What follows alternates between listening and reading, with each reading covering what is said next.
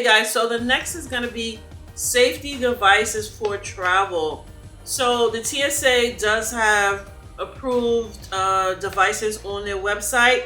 Definitely Google search the location that you're going to and make sure what can be brought on and what can't. But here are some of the things that I bought. You guys can mute this because this is really loud. I'm going to give you guys a heads up. But this is a panic button, super cute. And as a solo traveler, it makes me feel, a lot more comfortable if I'm hanging out at a bar or, at night. So yeah, like I said, it is loud. So you just pull this. Yeah, so it is pretty loud and it does have a light for an emergency. So I love this little thing.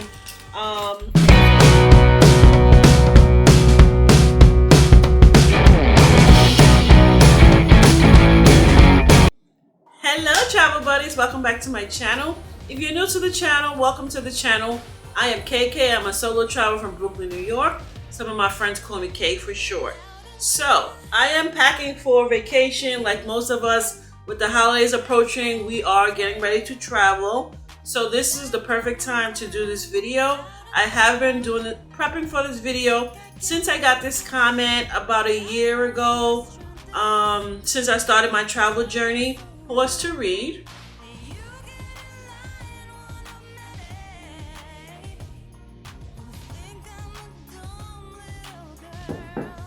So yeah, she did have more questions. I think that's where we left off. I asked if she had any questions and she did. And we started off really cool dialogue back and forth. And it got me into the idea of starting this video. Honestly, I do get most of the questions about safety. So I am going to go over those safety tips today. I'm going to say traveling solo can be very scary, like I said, for the first time. So I wanted to give some tips on how to make your trip a little safer. So the first thing you're going to do is check for the travel advisories. I was just on TikTok about a week ago, and one of the guys I follow, he went to Guatemala without checking for the travel advisories. So that's going to be number one for me. Check the travel advisories. Sir, why are you in Guatemala when there's a travel 4 level advisory? So that is the first thing you're going to do. Do a Google search, travel advisories. If it's a 3 or 4, I am not going. So the next thing is going to be share your travel plans. I understand that a lot of people cannot do that. If you can, you want to share your travel plans. You definitely want to share your flight, your car route, your accommodations, any planned activities, and you want to share that as long, as you're going along on the trip. If you're staying for a number of days. So the next thing you're going to do is check the reviews. Researching the places that you're going to go, it's a really good idea. You want to make sure you're staying with a place that has Wi-Fi, obviously. I like to stay on a resort. As a solo traveler, it just makes it a lot safer for me. So the next one is going to be keep your guard up. You want to make eye contact, kind of blend in with the locals.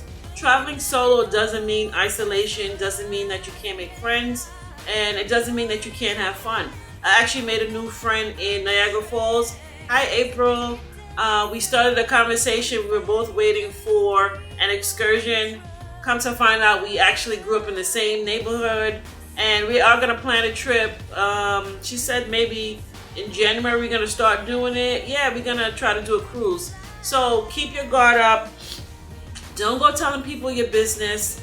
What I like to do is, if I'm hanging out at the bar or having lunch or dinner and someone is friendly, and the locals even do this a lot. They're like, hey, you're by yourself. And what I do is I always say I'm here for a wedding. Don't feel obligated to tell anybody your business because it's not any of their business. So use that one. Oh, I'm here for a wedding. Oh, the party's not here yet. They're on their way. The next thing you want to do is keep cash, have an emergency plan. Find out where the local hospitals are. Find out where the local police station is. You want to have some emergency cash on hand in their currency as well as the currency you're from. And you definitely want to have some money saved in your bank account. I forgot where I was. I think it was Dominican Republic. My flight got screwed up. I had to book a whole new flight. I did a video on it. It cost me about $600 to $700. If I didn't have that extra money on a credit card, I would have been stranded in that country. So you definitely want to keep some emergency cash on hand and have an emergency plan. Hide your valuables or leave them at home. There's no reason to pack any of your flashy jewelry. I usually just pack, beautiful costume jewelry.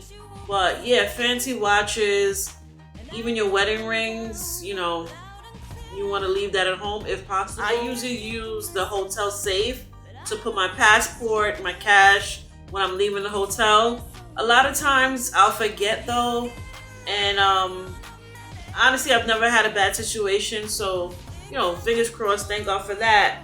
Actually, one lady, a cleaning lady, she did she tracked me down and she's like, hey, you left your money out. I totally forgot. Just because sometimes, if you're drinking the night before or if you're in a rush to go to an excursion, that can happen. So yeah.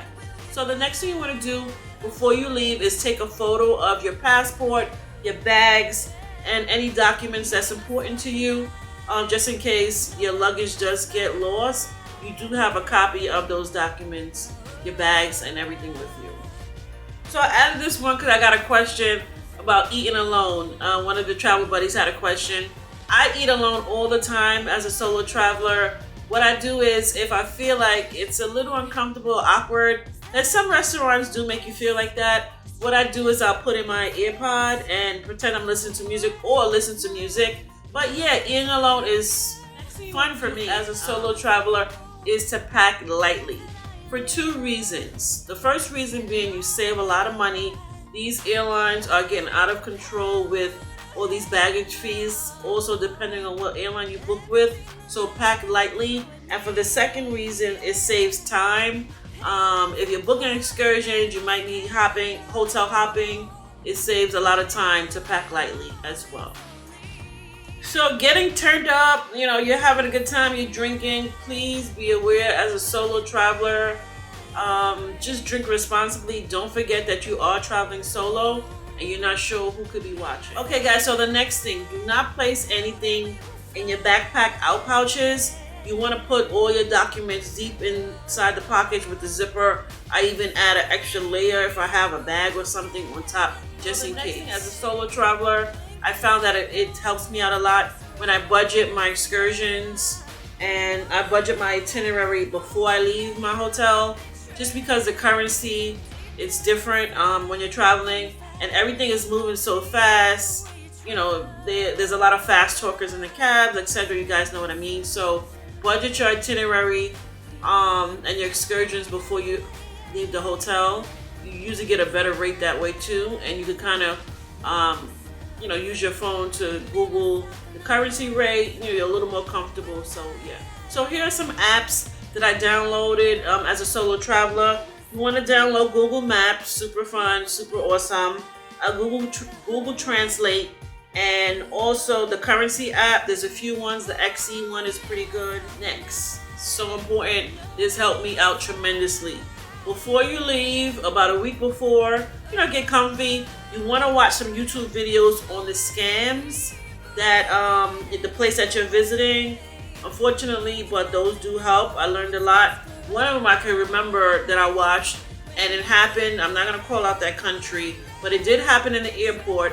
And the video I watched said, when you get to the airport, watch out for the guys that work there that want to help you carry your bag or help you, to your car, to your transport. They're trying to get some money out of you. This one is 100% true, and that video saved me because I was aware of it. I love that for us. Yeah. So definitely check out some videos, YouTube videos on the scams. I actually have one. You guys can check it out. That's another one. Like, I got to the airport. They were trying to overcharge me for the transport from the airport to my hotel. And I had researched it. So yeah, don't forget that one, guys. If you're staying longer than about a week or two, if some of the countries, if you're gonna get a visa, one of my friends did that. Don't forget to get the SIM card from the airport. or the 7-Eleven. Yeah, that's what she said. So 7-Eleven was really good, and the airport, because other than that they try to overcharge you. So make sure you buy your SIM card before you leave the airport, or if you find a 7-Eleven. The 7-Elevens have been a life changer, a lifesaver on these trips. Okay, guys, so the next is going to be safety devices for travel. So the TSA does have approved devices on their website. Definitely Google search the location that you're going to and make sure what can be brought on and what can't. But here are some of the things that I bought. You guys can mute this because this is really loud. I'm going to give you guys a heads up. But this is a panic button, super cute. And as a solo traveler, it makes me feel, a lot more comfortable for hanging out at a bar or, at night. So yeah, like I said, it is loud. So you just pull this. Yeah, so it is pretty loud, and it does have a light for an emergency. So I love this little thing.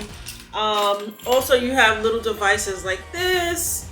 Also, don't be afraid to take a self-defense class. It can't hurt. I did do kickboxing when I go to the gym. I've done kickboxing for years. Not saying that I have to use it, but it can't help. Pepper spray, all of that. You have to research the location that you're going to, but I understand the serious nature of a solo travel, especially as a woman or male, so yeah. But I love this little thing here. And lastly, I'm gonna say, be smart. Woman's intuition, trust your gut, have a good time, and yeah, I will see you guys on the next trip. Thanks for watching.